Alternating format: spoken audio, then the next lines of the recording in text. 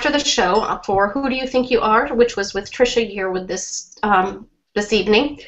I am Terri O'Connell from the In-Depth Genealogist. Our show today is brought to you by both the In-Depth Genealogist and Conference Keeper. I'm actually going to hand it over to dear Myrtle, who is going to be our guest host for the day. Well, hello, everybody, and welcome to the after show. Jen has moved and is unpacking. Terri has a terrible cold. She can barely talk, so she asked me and Cousin Russ to join with you this evening. So also in the panel we have J. Mark Lowe, who I saw his tweets during the broadcast, but we haven't yet got his mic going. So Mark, whenever you can jump in, go for it. We also have Julie here. Julie is Could I interrupt a second? Yes. Technical. Terri, please click in the Pro Studio box and highlight and put a check mark in Dear Myrtle. It's already been done. It's on me. Oh, I put them both there. Okay, it's on. All right. Then in order for you to, you're going to be controlling the camera tonight, Terri. We can't let you off the hook. Okay. So the way to do it is, do you see the little blue icon to the left or to the right of Russ's name? That means that everybody on the YouTube side is watching Russ. Okay. And he's pretty handsome in that hat, but what I'd like to do is introduce Julie right now. So if you'd click on Julie, then we can look at her. Yay. So Julie, you're from the UK, and it will be very interesting to talk with you tonight because you can tell us a little bit about how research is at the National Archives there in the UK and about parish records, things like that. Tell us the name of your blog and where we can find you. My blog is at www.anglersrest.net. Okay, very good. So angler, like fishing. Yes. Okay, very good. And Mark, it looks like we've got you. Welcome. I can see your video. Can you turn on your audio, hun? I mean, really. It's the little icon toward the upper right. Looks like a microphone. Jump in a minute when you can, dear. Patricia, it looks like we have somebody here in the room. You are from geneajourneys.wordpress.com, but is this your daughter, your sister? Who is this other person named Meg? I'm not really sure why she's on here. She's plotting. I think it's to heckle you. Probably it is. I hear you.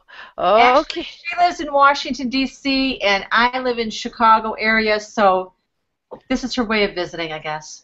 Okay, so let's move the camera to, well, let's keep it on you, Patricia. And I want to talk to you a little bit about this episode of Who Do You Think You Are? It's kind of interesting. Trisha Yearwood, starting out with, you know, Georgia roots. It sounds very country. Give me your initial impressions after watching the show. Well, it was kind of fun to hear how she started because I think the quote was something like, she didn't know what to expect. Murder, intrigue, a circus performance. Well, she certainly did find out that there was some intrigue. Maybe not murder, but certainly some intrigue. I know, and I think that the kind of intrigue that she ran into spoke to the differences in class as we would be seeing them in the 1700s in England. Were you pleased with the pace of the show? I thought it was a great show, personally. Yes, I actually was. I think it went at a nice pace, and the intrigue was there. It was definitely there because it kept us viewers just as intrigued as she was. Well, you know, in the first part, when she met with Kyle, I always called him Beddit, but apparently it's Beedit. Bettit, and he has a great reputation among DNA genealogists. He took her right to Ancestry.com and showed her a lineage, just strictly the pedigree chart, no documentation. Had it not been somebody of his ilk, I might have had some upset over that. But I know that if he did the research, he worked long and hard to come up with those conclusions to get her back to an original immigrant ancestor in the 1700s. So anyway, Mark, is your mic working, dear? Well, I think so. Is it working? Yes, it is. Well, let's move the camera to you. I noticed you were tweeting during the live broadcast, and it was pretty cool to see Who Do You Think You Are and Ancestry and others live tweeting Megan Schmolenack. What was your initial reaction to this? I know you do Southern research. I don't, so I'm very intrigued to hear your point of view. Well, from my perspective, it was really good to see what I see all the time, which is folks in the South with 10, 15 generations here in the U.S. And typically, Southern ancestors are less likely to track into the typical royalty things. That, for example, as we saw last week with the connection to Charlemagne. Although there are many of Charlemagne's descendants in the South. It was neat to see. She would have been really fine with understanding her family in Georgia, but to say, I'd really like to know, where did we come from? How did we get here? And then to see that connection, the criminal, quote, criminal activity. She still doesn't understand everything about Samuel yet, but it was great to see them jump and then move back to his life as an adult. Well, it kind of did. It came full circle for this gentleman, didn't it? Absolutely. The fact that he had such, that he was orphaned, lost his father in 1759. His mom had died like 5 years before that. And so, and he was like 14 when his dad died. So basically, you're talking, they were orphans. Very interesting, too, with your perspective.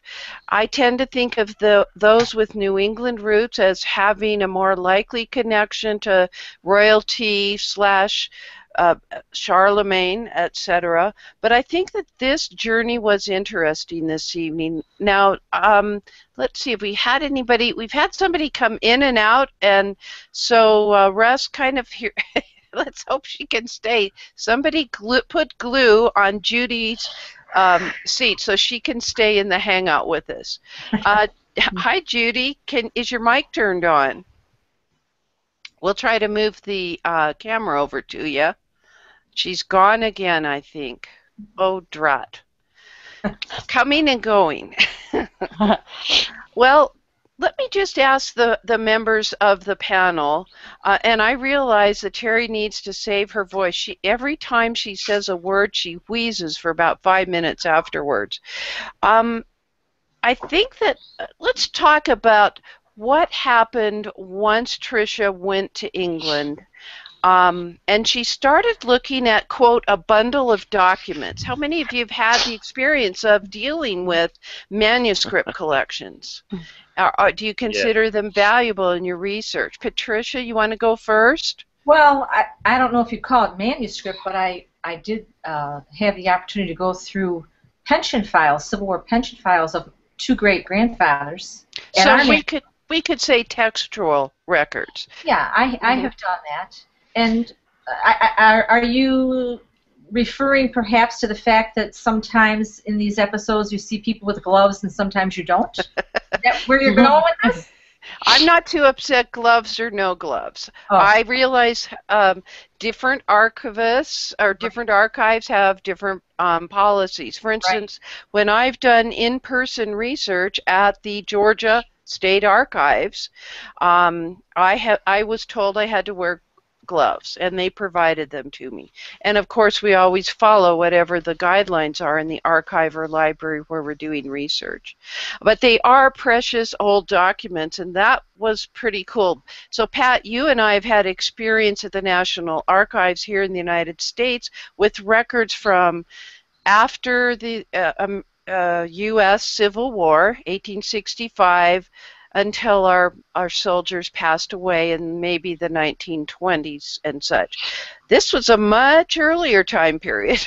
Yes, yes. Records to be looking at. Now, Right. Julie, you live in England. I don't know how close you live to the National Archives, TNA. Talk to us about that. Well, I live in Devon, so it's about 200 miles southwest of the National Archives. But I am from the southeast of England originally, which is actually the area that Samuel Winslet was from. And the area of Binstead, where he was born, is kind of almost in the crux of my own research bit, and which was just a coincidence. Terry was sending me messages all the way through the show so that I could kind of just see where you were at, although I physically couldn't see the programme. And I think what was interesting for me, and perhaps for you guys because you don't necessarily know the area, is that this little bit of Hampshire borders very, very closely to Surrey and Sussex. So you can literally turn round within perhaps 5 minutes walk, if you like. It's that close. And realise right on the border then. Right on the border. My own ancestry is right on that border. So Binstead's about 5-6 miles from somewhere called Farnham. The area that he was found poaching in is fairly typical of a lot of the old, if you like, country parks. So Shillingsley is a park. There is actually a whole pile of documents. And whilst I was looking online, I had a quick peek just to see what I could find. There is actually at the Sussex Records Office, the reference to this exact trial. And that is where she went to look at a bundle of documents. And I think part of the deal was that isn't Sussex where the gentleman who owned the deer resided? So it had jurisdiction. Maybe you could explain that a little bit. A lot of the landowners at this period of time particularly had lands in different counties.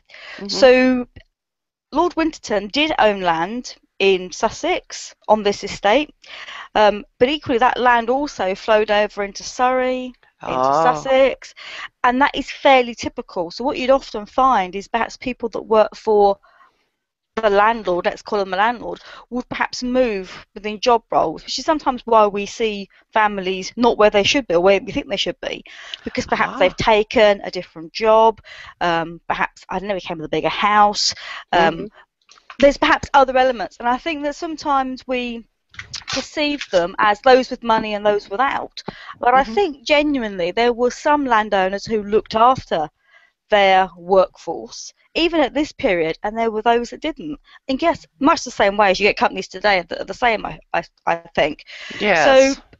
So I think it's fairly typical. So what you will find in a lot of the county archives is you will get bundles of documents which are called, so in Surrey there's a set of archives called the Lowesley manuscripts, because that's what the area that the manor effectively was. These are called the Shillingsley manuscripts and are based in Sussex. So it was interesting actually to see that, not so much the document because you can't see the document online, but you can see a bit of the detail. So I have heard that there's such a thing as manor court records. Is this what we're talking about? We're not talking about that, but almost that. Okay, so we're manor court records from an older time period or just a different court system? A different court system. Okay. All right, that helps me a lot. So Lord Winston's house was in Sussex, or the records were in the Sussex Record Office. We're talking 5 deer taken, 1 wounded, which meant that was really 6 that were lost from his flock.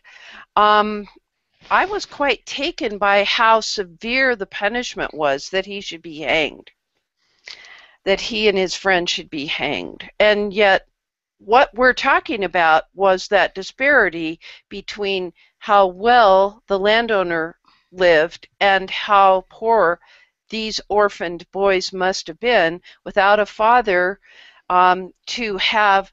Didn't they have, if their father passed away, then they didn't have access to the land even as a tenant farmer? Probably not. And poaching in this period of time became more prevalent. In the 1720s, there was a severe economic downturn. So anything on the land, rabbits, pigeons, pheasants, was actually it belonged to the person who owned the land. It wasn't free for all for taking, which is why, and that's what all this was really about, was about actually making sure the people knew where they fitted into the process. So yes, they poached these deer.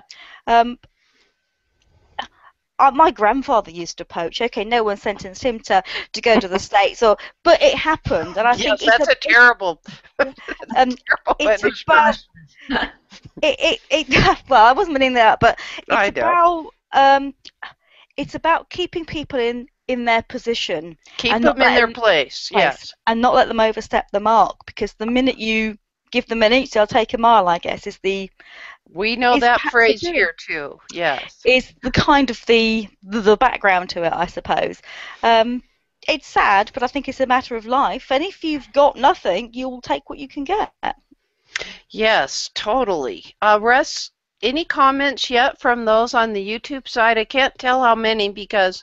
Okay, so we'll put the view on you. Oh, well, Julie keeps. There we go. Yes. No, so you've got a friend here in the U.S. besides us. Tessa loves you too, hon.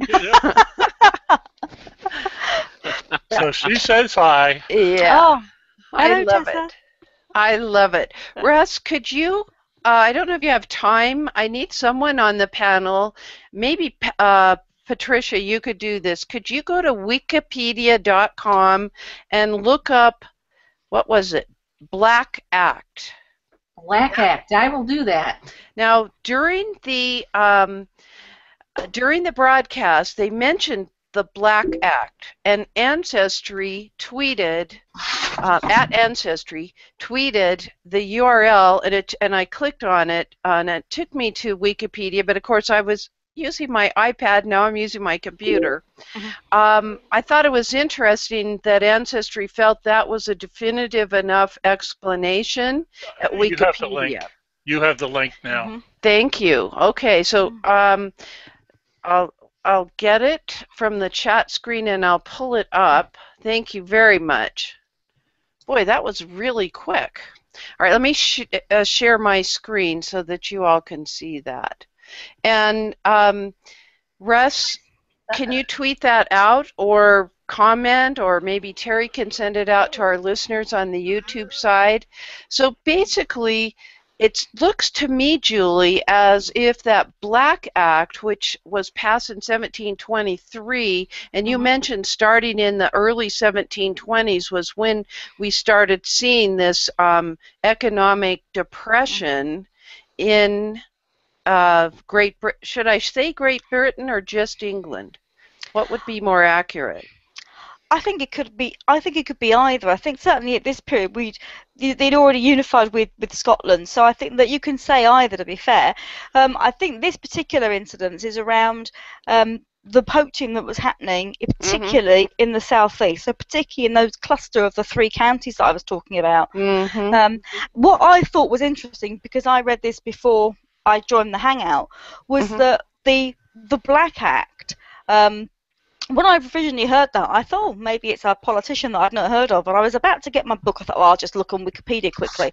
But it's actually to the blackening out of the face in much the same way as you see on all these commando-type films. Not that they're my sort of film, but where they blacken their faces. This is Oh, presumably where it came from. So I think okay. now you can look back, maybe everything has its place in history in some way or another. And As this to is how perhaps the terminology comes forth like that. absolutely, absolutely. I hear you on that. Yes, that's what they do. The commandos darken their faces so they can't be seen. Yes, that's happening today in the 21st century. They put on black knitted caps and ski masks and things like that.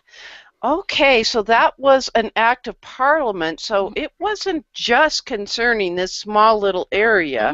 It must have indicated that there were problems that were pervasive here. Yeah. Okay, I'd like to hear. Let's see. Judy, does your mic work, dear? I do not hear her yet. Okay. Okay. What did you think about the progression that we saw? I mean, she did jump right over the pond, but I trust Kyle's work tremendously and believe that the work that he did to get her through her Georgia roots to the original immigrants would be very reliable. But I personally like that she had to go first to a manuscript collection. I forgot where that was. Then she went to the Sussex Record Office. Then she was told to go to the National Archives to find out what happens next. Before she went to the National Archives, remember that she held in her hand the document where the person who was responsible for taking Trisha's ancestor to jail was reporting on the process, and he heard this gentleman say that there would be no one to cry for him because he had no wife, no father, no mother, and we're thinking about what a terrible outlook, how sad and alone this gentleman would have felt. I really felt for that, and I heard somebody say in the twittering, I can talk. I'm starting to sound like Betty White, not calling it by the right name. I got the hair to go with it, but I'm not 90.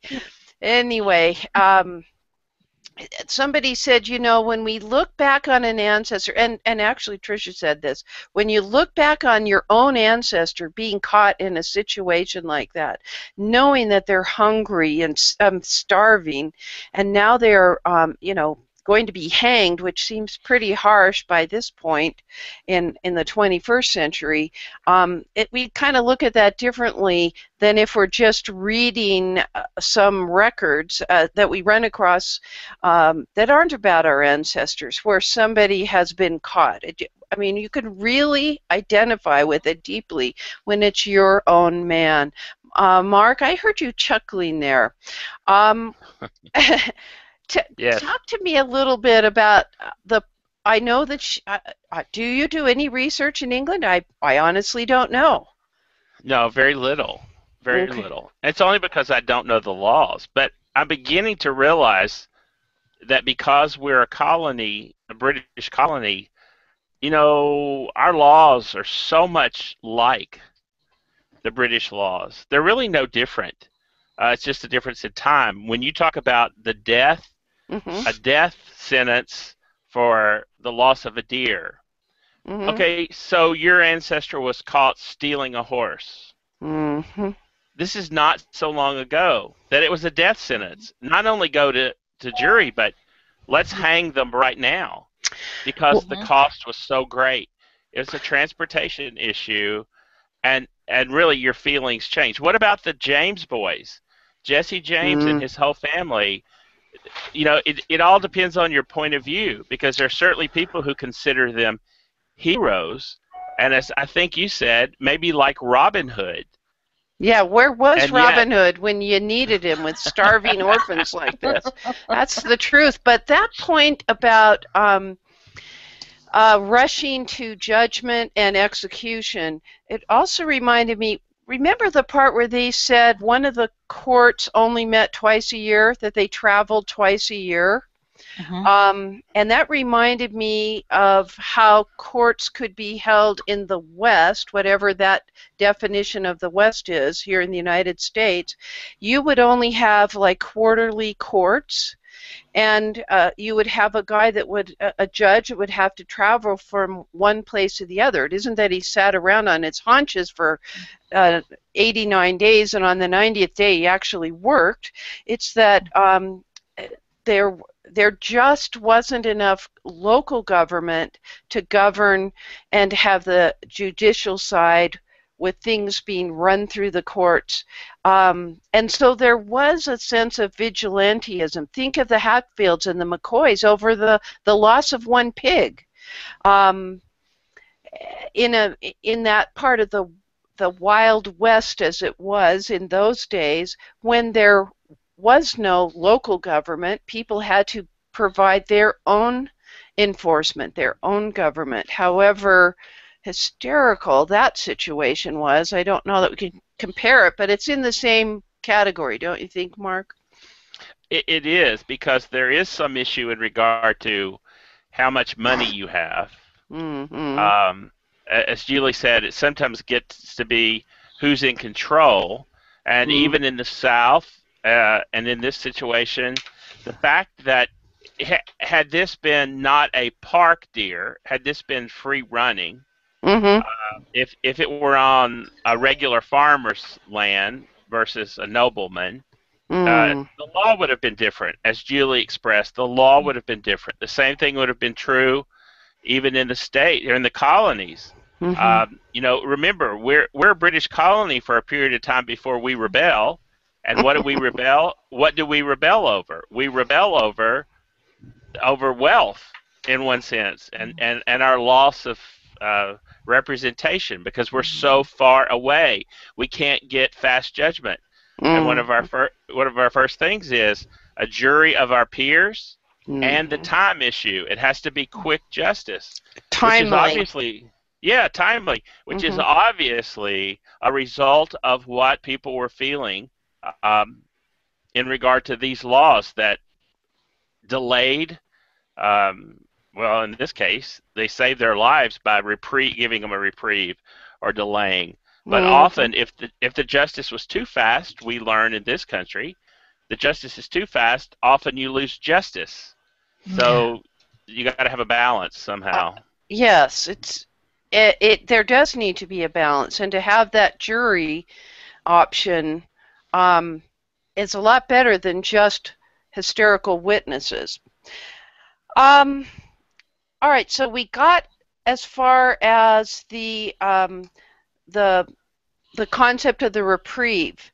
That was interesting because the reprieve was conditioned on transport to the colonies or one of His Majesty's plantations.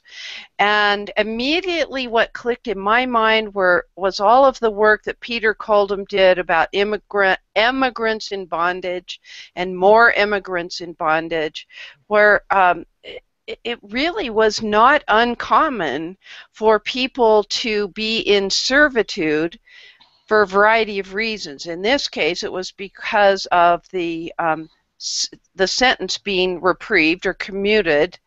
But there were other reasons that people had to pay an indenture or be in servitude once they got to the colonies.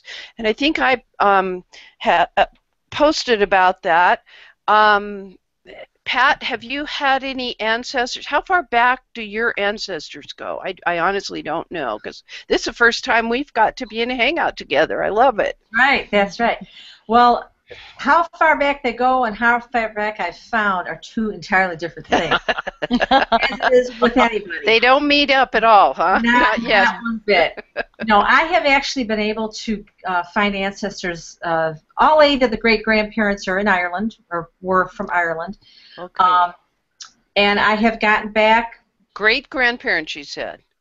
Great-grandparents, yeah. Okay, so that's like the 1875 time period?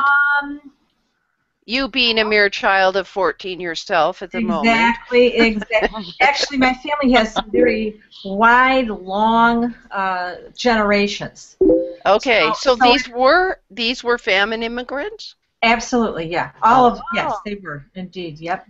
Okay. And so when they came over as famine immigrants, they basically England wanted them out of the way. Did yours go to Canada as we typically think of Irish immigrants? I am suspecting that is the case for at least two of them because one set actually got married about 20 miles from the border in 1854. They were up near St. Lawrence, not Seaway, it wasn't Seaway. I used to call it the St. Lawrence Freeway. Yeah. Because when they came from England to Canada, they didn't need to have ports of call and customs passenger records and things like that. Right. I'm not finding any of it. It's too early. It's too early, and Well, it wasn't required. It's like another state. Right, but Canada was. It was too soon for Castle Garden, even much less Ellis Island. So really, it's kind of. We'll just have to see if I find anything. Okay, we got to get back to Who Do You Think You Are Live, but I got to tell you to look at the St. Albans list. Yes. Even though, I've heard of people from British Columbia that are on the St. Albans list. So look at that. But my question about this is, I'm wondering if there's anyone on the panel that has experience with an ancestor who came over to the United States and they had to they were an indentured servant. They had to pay the price that Samuel did, or maybe they wanted a better life, but in order to get over here to pay their passage, they were okay. Russ is saying yes. Let me finish my sentence. Somebody had to pay the price for the passage, and sometimes even the captain of a ship would gather people up and make them sign indentures, and then they would sell them at the docks to the highest bidder.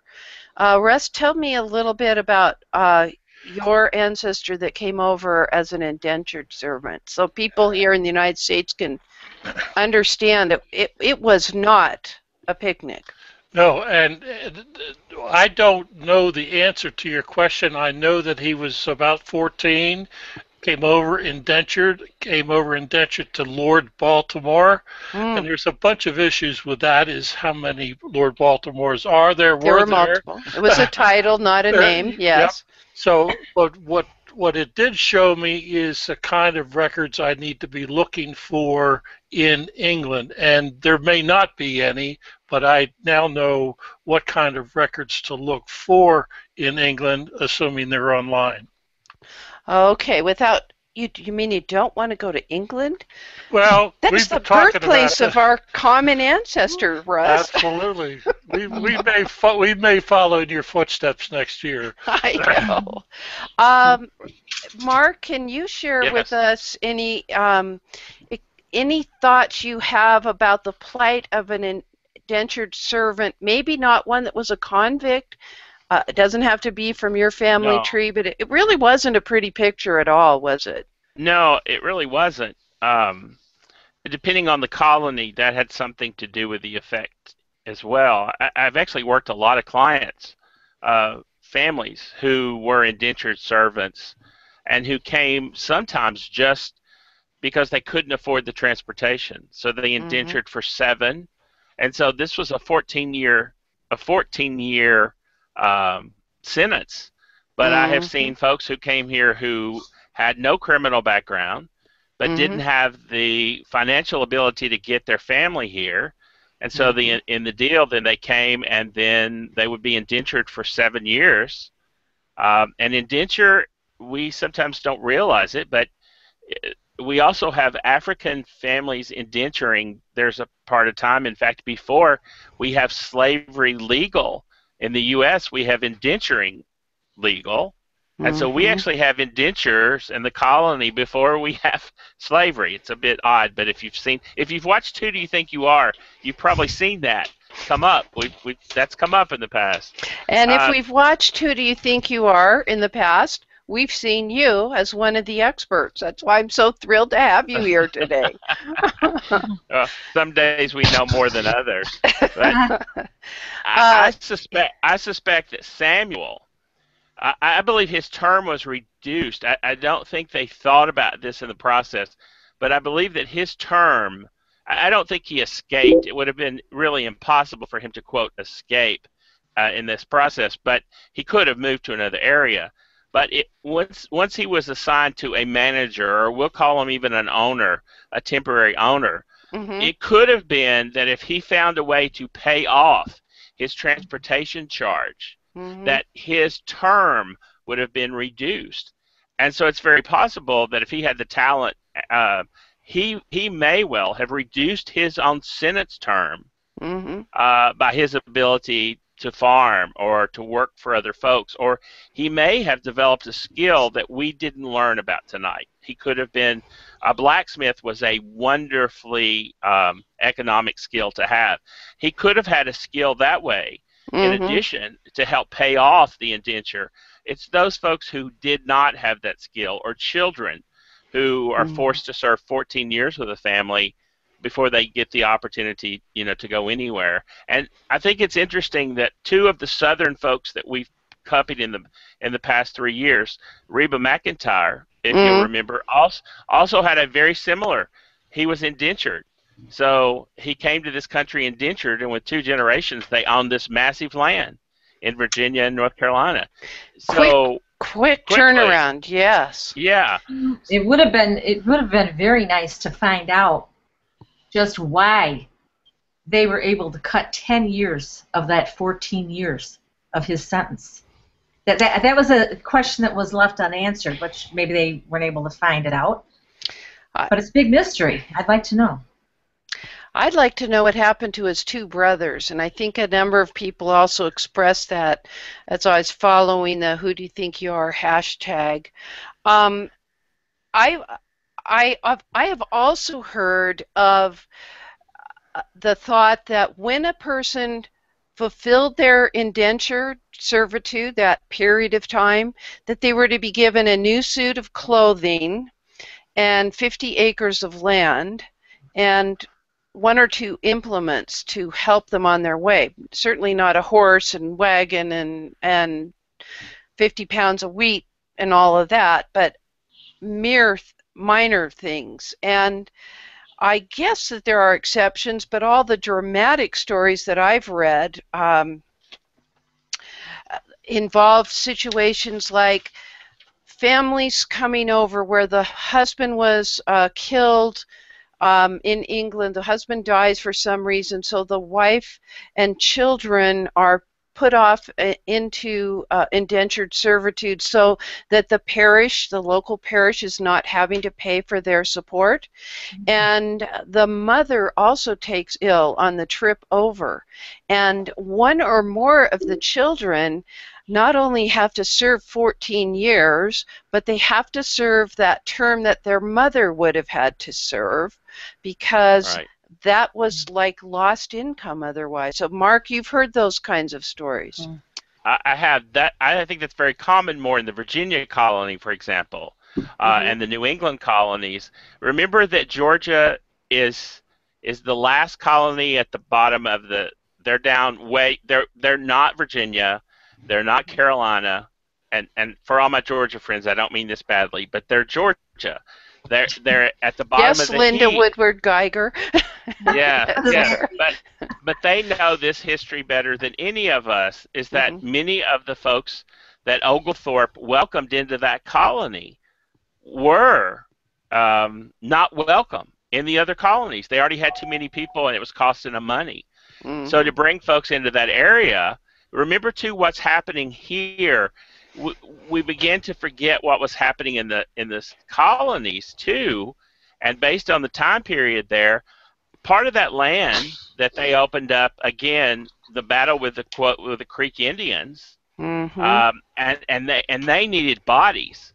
The intent was, we need people out there on that land So that again would have given them the opportunity of somebody in horrible circumstances to be either sold land cheaply or give it to them. You go out there and you build on it, and you protect it, and it's yours. If you can keep it, you can have it. You can have it. And so maybe that's what happened to Stephen. Maybe that was all that it was. That he was a strong young man, and there must have been some benefit to his owner to let him go. So we don't know if he escaped or whatever, as you say. That's only something to be guessing. I know that our time is drawing close. Let's talk about the change that happened in Stephen's life, where once he was a child, I still call a 19-year-old fellow without having had the guidance of a father and mother from 14 years of age on. He's still a child, just on the threshold of manhood, becoming a criminal. And he wasn't stealing gold, he was stealing a deer for sustenance. And within his lifetime, he becomes a wealthy landowner. And then what is his turnabout? The fact that many valuable commodities were stolen from his home and his paddocks, etc. And this is something I had no experience with because I don't do Georgia research, Mark. The Indian depredation files. Yeah. Yes. Can you tell us just even anything about that? Well, I can tell you what they're very similar to. Mm-hmm. You're probably familiar with the Southern Claims Commission, which is the complaint against the federal army for what they did. So whenever we had any fights with any enemy, mm-hmm. we had the French depredation claims. We had those spoliation claims. Mm-hmm. All of those. Whenever we, as a people, are struck by somebody else, then we want our government to protect us, and those are typically called depredations. We also have those with the Freedmen's Bureau for former slaves. Mm-hmm. We have those depredation claims. So again, it's sometimes when the government, as it's set up, is wanting to hear about these so that they have reason to continue either their protection, their support, the defense. And with the Indian depredation, sometimes once they had enough, they would go and try to say, all right, now we're either going to attack you or you're going to have to pay us these claims. Mm-hmm. So you find that continually throughout almost every Southern, through the colonial period. And we have that with the Midwest. We had depredations against the Plains Indians where they attacked, and we want them to pay up. So whoever it is, it's the same process. It just changes through time. So tell me if I'm wrong. So it wasn't so much that the federal government was going to repay the citizen for the losses incurred. It's that the federal government could use this as evidence in negotiations with those Indians about further warlike action, or please move farther west to wherever it is we tell you to go. Is that more like it? It's more like it. And often, though, many of the treaties had some monetary payment or some resources that would be given to the tribes, for example.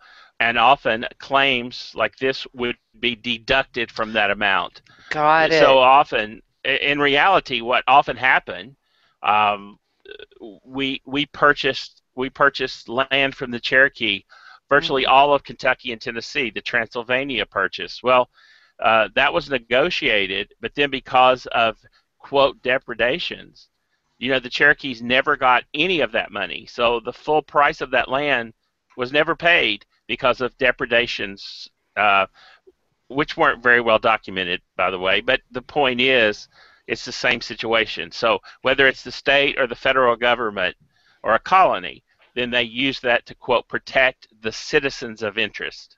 Okay, so I kind of get that. Boy, am I glad you're here. I'm glad each one of you are here this evening. Russ, what's happening on the YouTube side? What comments are coming? Been very quiet. We must be covering the topic pretty well. I think that, Julie, that you and I have different ancestry. I do have some from Bisham, and I'm working on them in the 1700s.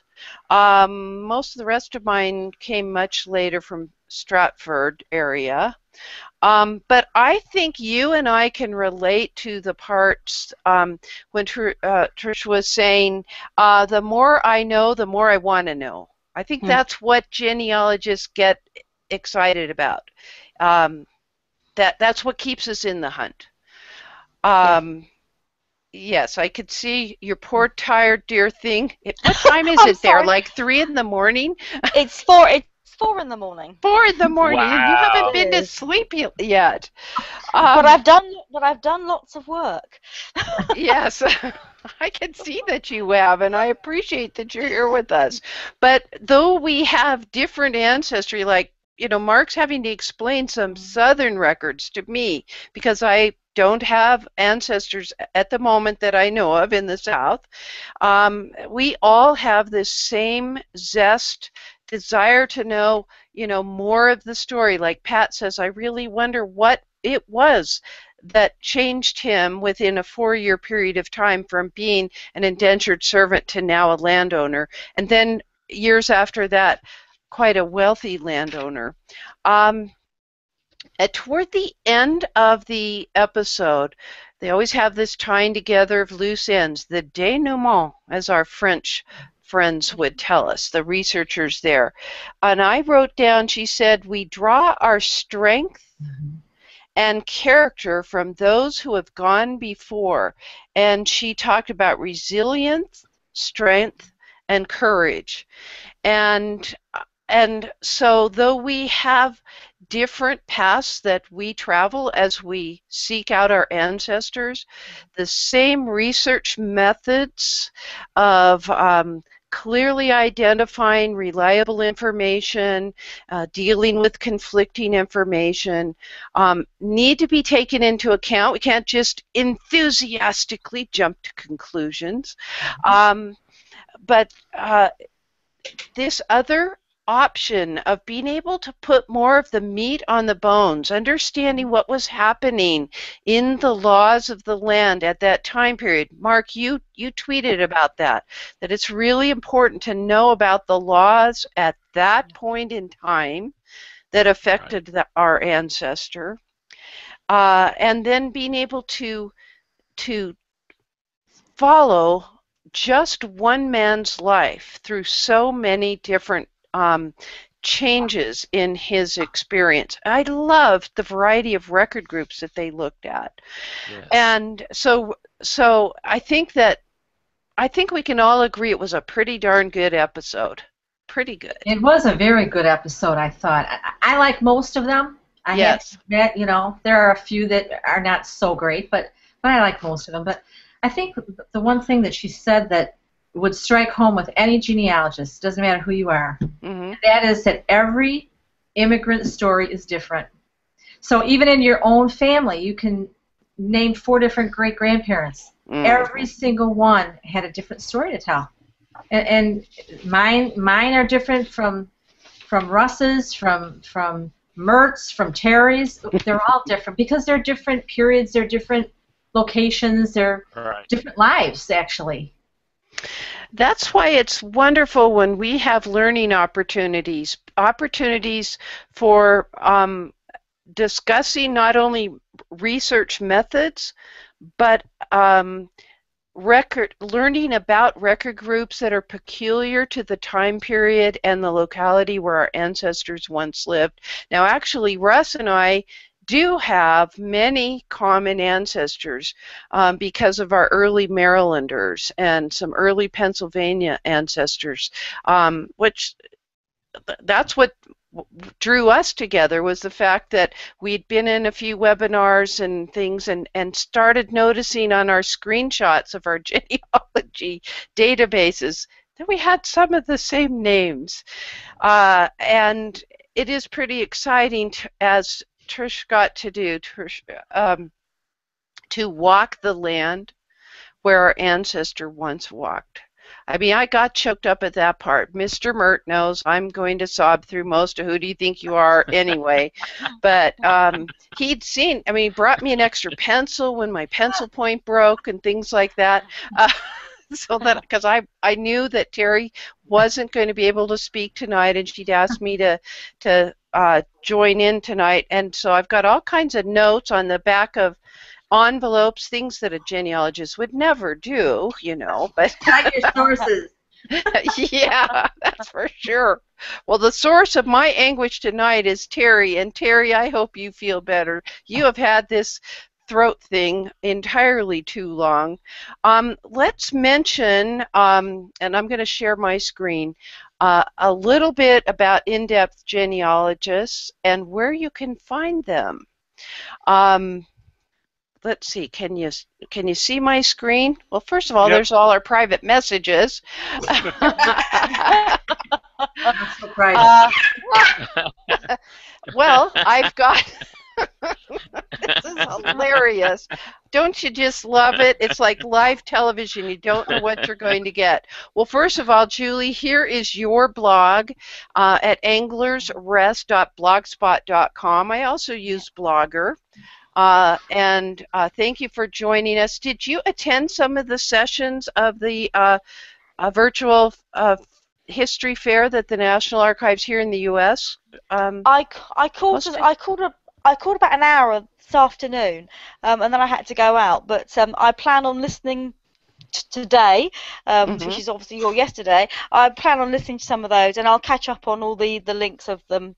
At some point, which will be it's brilliant. I think that technology has advanced so much that I can sit here in the confines of my study and watch a seminar 5,000 miles away. It's pretty cool. I think All right, it's brilliant, Pat, isn't it? thank you. Pat, can you send me your URL? Because remember, I did that typographical error. Oh, sure. And then we do want to remember, I see you've got a comment there, just a minute, Russ. Yep. We do want to remember that the In-Depth Genealogist is a consortium. We've got some really powerful people here. They may not be able to speak too well this evening, like our dear Terri, but Jennifer Alford and Jen Baldwin and Terri O'Connell have formed this group, and they have a monthly digital magazine, you have a newsletter, and that is who has sponsored these Gen Chats and who is sponsoring these after the show Who Do You Think You Are discussions. And Terri, I thank you for inviting me here. Pat, have you sent to me in the chat the link to your blog? I'm having a little technical difficulty. Oh, it's right on the bottom of your screen. Let's. It's right there. geneajourneys.wordpress.com. That is good. And I was trying to spell journeys totally wackily. Oh. Is wackily a word? I don't know. It can be now. Okay.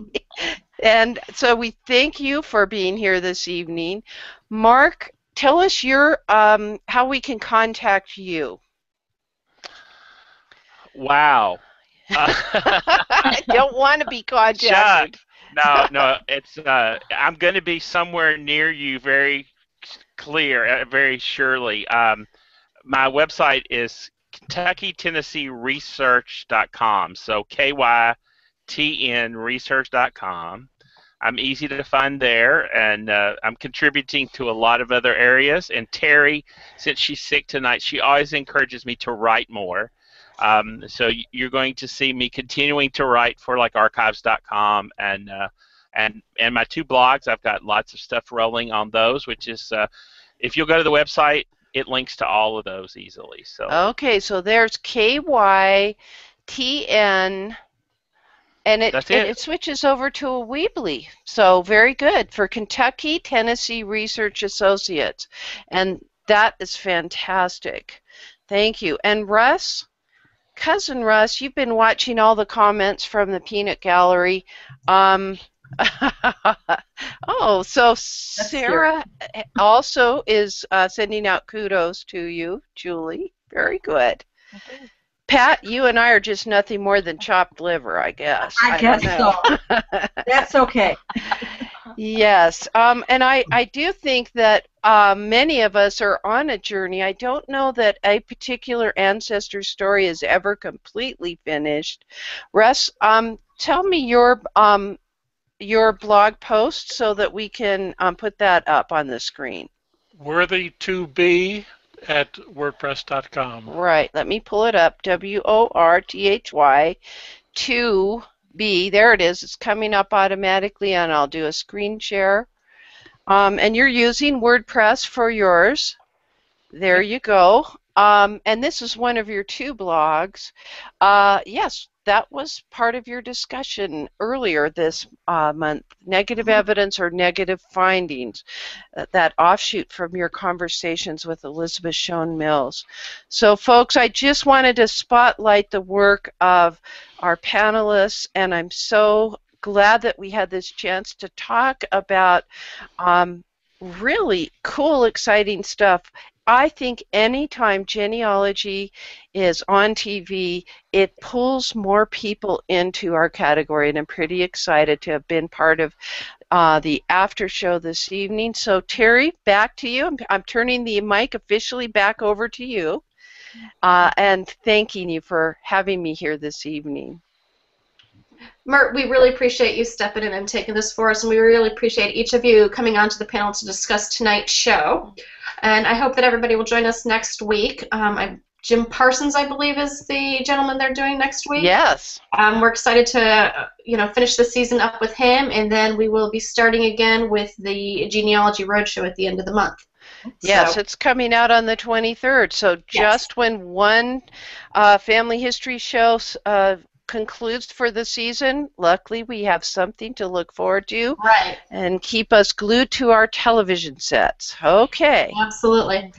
Alrighty. We hope you guys enjoyed the show, and we will see you next week. Thank you. Okay. Bye.